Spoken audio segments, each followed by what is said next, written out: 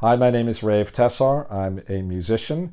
Primarily, I play the piano, but I'm also a composer. I am a record producer and recording engineer, an educator, and presently my main job is I'm the musical director and pianist for the British progressive rock band Renaissance. So I grew up in a little town called Midland Park, New Jersey. And when I was 10 years old, I was at a routine eye exam at the school nurse, and she told me, go home and tell mom and dad you need glasses. After 2 years of going to umpteen million eye doctors, none of whom could find anything wrong with me, and many of whom started suggesting that I was making it up, I was eventually diagnosed around the age of 12 with a pretty rare condition. It's an adolescent childhood version of macular degeneration. It's known as Stargardt's. And at that time of diagnosis, I had already lost about 80 or 90% of my vision. And today, as an older adult, I'm down to perhaps maybe just 1 or maybe 2% of my vision remaining. So at an early age, I was interested in music. My parents are both musicians, and we were required actually to play piano for 2 years, each of us.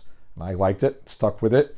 And not because of my vision problem, but in spite of it, my love for music just sort of blossomed into my career. I started playing professionally when I was 15, and by the time I was 18 years old, I was making a living. I was playing music full time.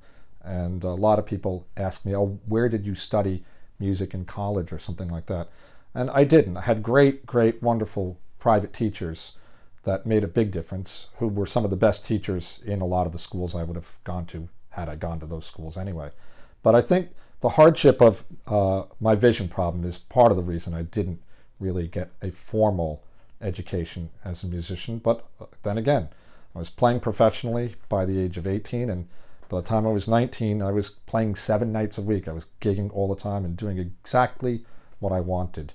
In my early years, I started touring around with some bands. I played with the Shirelles, which is a very famous vocal group, also from New Jersey.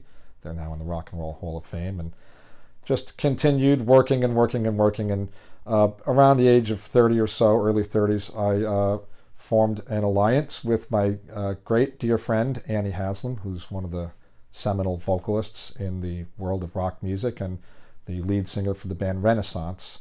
For 30 years later, here I am, still playing in that band, and we tour all over the world, and we're making records and videos and doing pretty well, I guess. Okay, so nowadays I'm living in Warwick, New York for the past 2 years, and I'm still playing with the band Renaissance. I'm the musical director, and again, we play all over the world.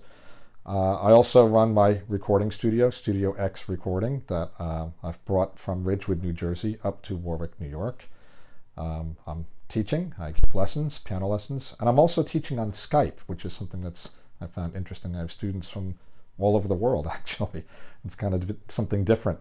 There's an event coming up that I would like to plug, and on September 30th, I'm going to be giving a master class with a fellow keyboard artist named Jason Miles, and that's going to be for the Music for Humanity, which you can Google. Music for Humanity is a very worthwhile concern that raises money to give music scholarships to young people. And that event is going to be on September 30th, which is a Sunday afternoon, and it's going to be in Monroe. And again, you can learn more about that by looking up Music for Humanity.